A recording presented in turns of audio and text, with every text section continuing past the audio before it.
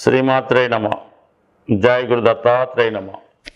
ఈ వీడియోలో మనం కర్కాటక రాశి వారికి ఆగస్టు 16 నుంచి 31వ తారీఖు మధ్యలో జరగబోయే పక్ష ఫలితాలు పరిశీలించినప్పుడు ప్రస్తుతం మారినటువంటి గ్రహస్థితి ఈ రాశి వారికి చాలా అనుకూలంగా మారడం జరిగింది. అదే ఆగస్టు 16వ తారీఖున రవి ధనస్థానంలోకి రావడం జరుగుతుంది. చాలా వరకు కుటుంబ సమస్యలు పరిష్కరించే ప్రయత్నం చేస్తారు. కుటుంబంలో ఒకరికి ఒక గొప్ప హోదా రావడం వల్ల మీ కుటుంబం యొక్క గౌరవం పెరుగుతుంది. ఏదో ఒక పుణ్య కార్యక్రమం మీ కుటుంబంలో జరిగే అవకాశాలు ఎక్కువ ఉంటాయి.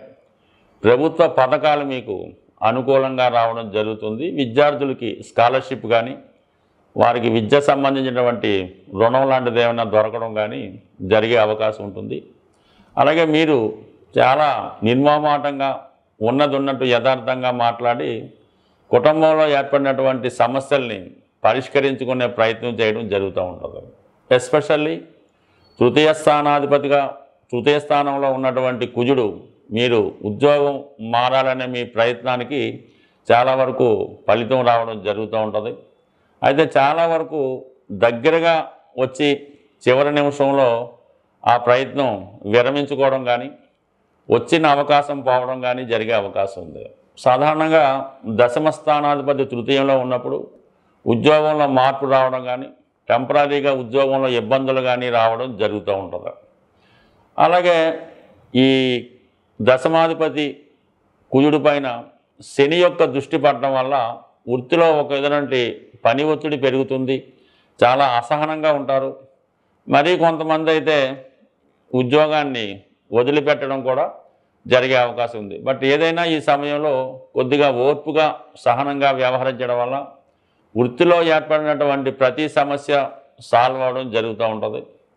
అయితే ఇది కొంతమందికి కొత్త ప్రయత్నాలు చాలా వరకు సులభంగానే సక్సెస్ అవ్వడం జరుగుతూ ఉంటుంది. బట్ ఏదైనా చివరి నిమిషం దాకా చాలా టెన్షన్గా ఉండడం జరుగుతూ ఉంటుంది. ఇక రాశి అందే బుధగ్రహ సంచారం మీకు చాలా వరకు మీ యొక్క స్వశక్తితో ఎవరి సహకారం లేకుండా కొన్ని స్వతంత్ర నిర్ణయాలు తీసుకోవడం, కొన్ని కొత్త అవకాశాలు రావడం జరుగుతూ ఉంటుంది. ధనం సంపాదించే విషయంలో కానీ ఏదైనా ఒక ఇండస్ట్రీ స్థాపించడం కానీ ఇన్వెస్ట్ చేయడం కానీ కొత్త విషయాలు తెలుసుకోవడం కానీ అది విద్యార్థులకి విద్యా సంబంధించినవి, వ్యాపారస్తులకి వ్యాపార సంబంధించినవి కొత్త ఆలోచనలతో అది వెంటనే అమలు చేయడం జరుగుతూ ఉంటుంది. మీరు ఏదైనా ఒక ఇండస్ట్రీలో ప్రవేశించాలనే మీ ప్రయత్నం ఈ సమయంలో నెరవేరే అవకాశం ఉంది. అది సినిమా సంబంధించిందా, లేదంటే ఏదైనా కోర్స్ తీసుకోవడానిక, సాఫ్ట్వేర్ సంబంధించిందా, ఫైనాన్స్ సంబంధించిందా, లేదా రియల్ ఎస్టేట్ సంబంధించిన విషయాల్లో మీరు మీ ఉద్యోగ మార్పుకి కొత్తగా మీరు చేస్తున్నటువంటి ప్రయత్నాలు చాలా వరకు సక్సెస్ అయ్యే అవకాశం ఉంది. బట్ ఈ నెల ఆగస్టు 20వ తారీఖు వరకు ఎక్కువ ధన వ్యయం జరుగుతూ ఉంటుంది. అది ఆడంబరాలకి, గృహ సంబంధించినటువంటి అవసరాలకి, ప్రయాణాలకి, శుభకార్యాలకి, ఎవరికన్నా గిఫ్ట్లు అటువంటి ఇవ్వడానికి ఎక్కువగా ధన వ్యయం జరుగుతూ ఉంటుంది. ఆగస్టు 20వ తారీఖు తర్వాత శుక్రుడు కూడా రాశిలోకి ప్రవేశించడం వల్ల ఇది ఎవరైతే ఈ రాశిలో స్త్రీలు ఉన్నారో వారి యొక్క ఆకర్షణ పెరుగుతూ ఉంటుంది. ఎవరి ప్రమేయం లేకుండా మీ యొక్క వ్యక్తిగత సామర్థ్యంతోనే అవకాశాలు చేపట్టుకోవడం జరుగుతూ ఉంటుంది. ఇది సినిమా, టీవీ, మీడియా రంగంలో ఉన్న వాళ్ళకి కొత్త అవకాశాలు తీసుకురావడం జరుగుతూ ఉంటుంది. అలాగే మీ యొక్క వేతనం కూడా చాలా వరకు పెరిగే అవకాశం ఉంది. మొత్తం మీద స్త్రీలకి ఈ నెల ఆగస్టు 20 తర్వాత అనుకూలంగా ఉంటుంది. వివాహానికి సంబంధించినటువంటి చిన్న సమస్యలు ఏవైనా ఉంటే పరిష్కారం జరుగుతూ ఉంటుంది. ఇవన్నీ అనుకూలంగా ఉన్నప్పటికీ కూడా అష్టమ స్థానంలో సంచరిస్తున్నటువంటి రాహు కొన్ని నిందలు, అపనిందలు కావడం జరుగుతూ ఉంటుంది. మీరు ఎంతో కష్టపడి సాధించిన ఏ విషయాన్నైనా అవతల వాళ్ళు అదేదో తేలిగ్గా తీసిపారేస్తూ మిమ్మల్ని అవమానపరిచే విధంగా మాట్లాడడం జరుగుతూ ఉంటుంది. అందువల్ల వాటి విషయాలు జాగ్రత్తగా పెద్దగా పట్టించుకోకుండా మీ ప్రయత్నాలు మీరు చేయడం మానకుండా మీరు అభివృద్ధి వైపు అడుగులు వేస్తూ ఎదటవాడు ఈర్షపడే విధంగా మీ అభివృద్ధి ఈ సమయంలో ఉండే అవకాశం ఉంది. ఏదైనా ఇతరుల మాటలు మాత్రం పట్టించుకోవద్దు. మిమ్మల్ని నిరాశపరిచేవాళ్ళు, చిన్నబుచ్చేవాళ్ళు, అవమానపరిచేవాళ్ళు ప్రతి క్షణం ఎదురవుతూ ఉంటారు. వాళ్ళని తప్పుకొని ముందుకు వెళ్ళడం వల్ల కంపల్సరిగా విజయం మీకు లభించే అవకాశం ఉంది. అంటే మీ యొక్క ప్రయత్నాన్ని విరమింపజేయాలని చాలామంది ప్రయత్నం చేస్తూ ఉంటారు. అది మీ దగ్గర బంధువులు అవ్వచ్చు, మీ చుట్టుపక్కల ఉన్న వాళ్ళు అవ్వచ్చు, మీ స్నేహితులు అవ్వచ్చు. ఎప్పుడైనా సరే కర్కాటక రాశి వారికి సొంత బంధువులే వారి యొక్క అభివృద్ధికి అడ్డుపడుతూ ఉంటారు. ఒక విధంగా వాళ్ళే శత్రువులుగా మారుతూ ఉంటారు. సో ఆ విధంగా ఇప్పుడు మీరు బయట విషయాలు మిగతా విషయాలు పట్టించుకోకుండా మీ ప్రయత్నాన్ని మీరు చేయడం వల్ల సఫలీకృతం అయ్యే అవకాశం ఉంది. అలాగే కొన్ని ముఖ్యమైన ప్రయాణాలు వాయిదా వేసుకోవడం మంచిది. అలాగే ప్రయాణం చేస్తున్నప్పుడు ఏదన్నా విలువైన వస్తువులు కానీ డాక్యుమెంట్స్ కానీ పోగొట్టుకునే అవకాశం ఉంది. కాబట్టి ఏదైనా విలువైన వస్తువులు ఈ సమయంలో జాగ్రత్త పెట్టుకోవడం మంచిది.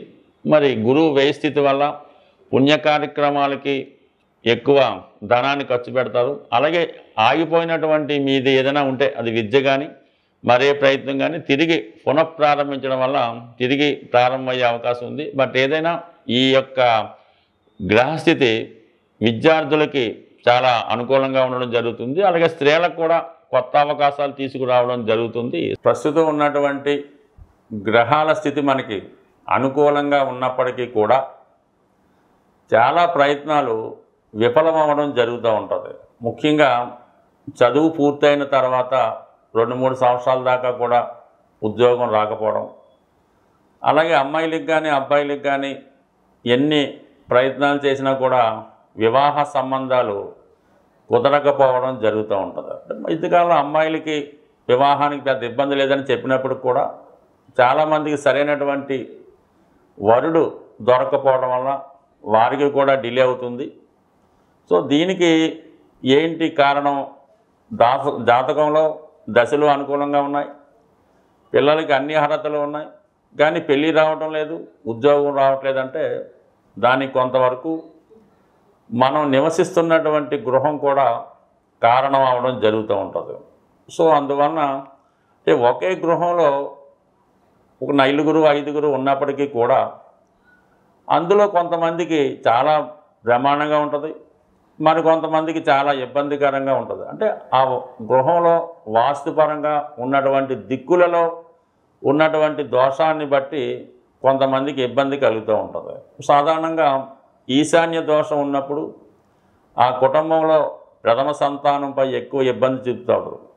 ఆగ్నేయ దోషం ఉన్నప్పుడు రెండవ సంతానం మీద, స్త్రీల మీద ఎక్కువ ప్రభావం చూపడం జరుగుతూ ఉంటుంది. వాయువ్య దోషం ఉన్నప్పుడు తృతీయ సంతానం మీద, ఆ ఇంట్లో ఫైనాన్సు, ప్రేమ వ్యవహారాల మీద ఎక్కువ ప్రభావం చూపుతూ ఉంటుంది. నైరుతి అనుకూలంగా లేనప్పుడు అది కుటుంబం అందరినీ కూడా ఇబ్బందులు పెడుతూ ఉంటుంది. ఏదో ఒక హెల్త్ ప్రాబ్లంతో ఎవరో ఒకరు ఇబ్బంది పడుతుంటారు. కుటుంబ సభ్యుల మధ్య ఒకరికి పడకపోవడం ఈ విధంగా నడుస్తూ ఉంటుంది. సో ఇది ప్రధాన 4 దిక్కులు. అలాగే మొత్తం ప్రస్తుతం గతంలో 8 దిక్కులుగా విభజించేవారు. అంటే తూర్పు, పడమర, ఉత్తర, దక్షిణం, ఈశాన్యం, వాయువు, నైరుతి, ఇలాగా 8 దిక్కులు. దీన్ని ఇప్పుడు మళ్ళా కొద్దిగా ఆధునిక వాస్తు ప్రకారం ఈ 12 దిక్కులుగా విభజించి మరీ సూక్ష్మంగా విభజించడం జరుగుతుంది. అంటే 360 డిగ్రీలు ఉన్నటువంటి మన గృహాన్ని ప్రతి 30 డిగ్రీలకి విభజించి ఎక్కడ ఏ సమస్య ఉంటే ఏ ప్రాబ్లం ఉంటుంది, దాన్ని ఏ విధంగా సవరించాలన్నది ప్రస్తుతం ఆధునిక వాస్తు ప్రకారం పరిశీలించడం జరుగుతూ ఉంది. ఏదైనా మన జీవితాలు బాగుపడాలి, తొందరగా సెటిల్ అవ్వాలి అనుకున్నప్పుడు ఖచ్చితంగా కొంత శ్రమ అయినా, కొంత ధనం ఏవైనా గృహాన్ని ముందు సరి చేసుకుంటే ఆ గృహంలో నివసిస్తున్న వారికి అదృష్టయోగం పట్టడం, వారి ఇంప్రూవ్మెంట్ కూడా బాగా రావడం జరుగుతూ ఉంటుంది.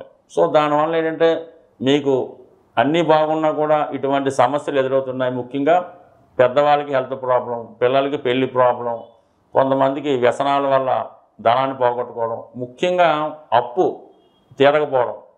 ₹1,00,000 నెలకు వస్తున్నా కూడా 10,000 అప్పున్నా కూడా తీర్చలేకపోతుంటారు. ఇవన్నీ కూడా ఒకసారి ఎవరైతే జీవితంలో అభివృద్ధి చెందామనుకున్నారో, ఇంకా బాగుందాం అనుకున్నారో మీ యొక్క గృహాన్ని కూడా పరిశీలించుకొని, అలాగే జరుగుతున్నటువంటి దశ అంతర్దశలను కూడా జాగ్రత్తగా పరిశీలించుకొని తగు విధంగా పరిష్కారం చేసుకుంటే చిన్నగా, అంటే గోటితో పోయేదాన్ని గొడ్డల దాకా తెచ్చకుండా చిన్న పరిష్కారంతో రాబోయే విపత్తుల్ని కాపాడుకునే అవకాశం ఉంటుంది. సో ఏదైనా వాస్తు అన్నది సరి చేసుకోవాలి తప్ప యంత్రాలతోనో తాయెత్తులతోనో బొమ్మలతోనో వాస్తు ఎప్పుడు కూడా సరవదు.